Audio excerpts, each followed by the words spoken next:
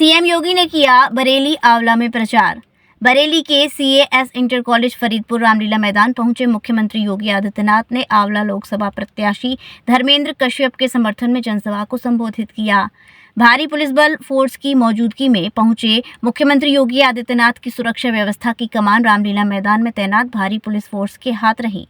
पंडाल में बैठी हजारों की तादाद में जनता को योगी आदित्यनाथ ने सरकार की नीतियों के बारे में बताया और सपा और बसपा पर एक गाना मेरे अंगने में तुम्हारा क्या काम है गाने की लाइन को गाते हुए निशाना साधा। आप कहते राम तो सबके बोलते हैं ना, दोहरा चरित्र है इन लोगों का। ऐसे ही बोलेंगे, चुनाव जब आएगा तो आपके पास आएंगे कि आपको कहेंगे आप माई बाप हैं, और जब चुनाव के बाद फिर आगे जब आपको पहचानेंगे भी नहीं, कहेंगे कि साहब वो फिल्मी एक गाना था ना, क्या था वो कि क्या मेरे अंगने में तुम्हारा क्या, यही बोलेंगे ना। ये सपा बसपा कांग्रेस के लोगों का यही काम है, ये झूठ बहुत बोलते हैं। और मैनिफेस्टो किस प्रकार का बनाया है? मैनिफेस्टो कांग्रेस ने बनाया है, कहते हैं कि अगर कांग्रेस नेतृत्व की सरकार बन गई जिसको कि समाजवादी पार्टी समर्थन करेगी, तो उसके बारे में क्या कहते हैं कि हम लोग पीने की पूरी स्वतंत्रता देंगे, उनकी पसंद का खान पान। मैं पूछना चाहता हूं, ऐसा कौन सा खान पान है जिसको बहुसंख्यक समाज नापसंद करता है, वे पसंद करते हैं?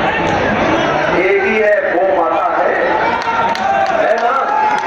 आप मुझे बताओ, ये कांग्रेस और सपा बसपा वालों को क्या गौ माता को काटने की छूट देंगे क्या? क्या ये पाप करेंगे क्या? अरे पाप करने के लिए हम नहीं बैठे हैं, और अगर कोई पाप करने में भागीदार बनता है तो उसके साथ भागीदार नहीं बनेंगे, बल्कि गौ माता की रक्षा करने के लिए अपनी जान भी दे देंगे, लेकिन गौ माता का बाल माता नहीं होने देंगे। और यही हमारी प्रवृत्ति रही है।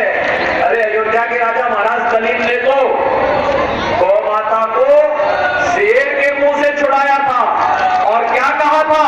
कहा था कि साहब, शेर को कहा कि मैं अपने को तुम्हें प्रस्तुत कर रहा हूं, लेकिन गौ माता को छेड़ना मत। जब ऐसे धर्म होता है, साक्षात हरि विष्णु भगवान उस वहां जन्म लेते हैं, अवतार लेते हैं। और आज कांग्रेस और सपा के लोगों को क्या हो गया? ये कहते हैं हम उनकी रुचि के अनुसार खान पान की स्वतंत्रता देंगे। ये गफलत में है। अरे उत्तर प्रदेश में हम लोग गौ कसी करने की बात तो दूर, कोई उसके बारे में भी सोचेगा ना तो उसको जहन्नम के द्वार उसके लिए पहले खुल जाएंगे, वो हत्या बाद में करेगा। वाले आरक्षण पर सेंधमारी करने का प्रयास कर रहे हैं। ये सेंधमारी कैसे? कांग्रेस ने यूपीए सरकार के समय किया था, रंगनाथ मिश्रा कमेटी और सच्चर कमेटी गठित करके।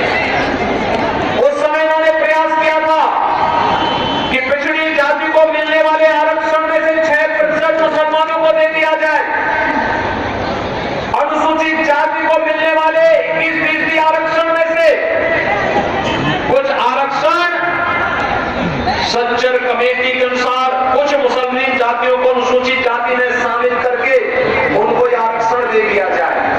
बाबा साहब भीमराव अम्बेडकर ने कहा था कि धर्म के आधार पर आरक्षण नहीं होना चाहिए, क्योंकि धार्मिक आधार पर इस देश का विभाजन हुआ है।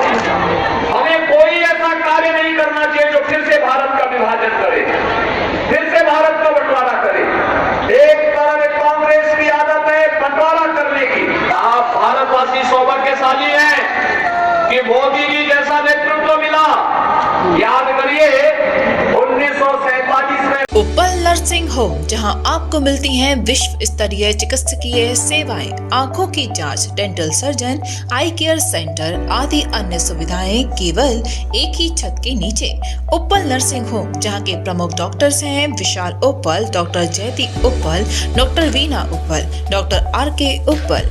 उपल नर्सिंग होम, शंकर विहार, बैंक कॉलोनी, मथुरा।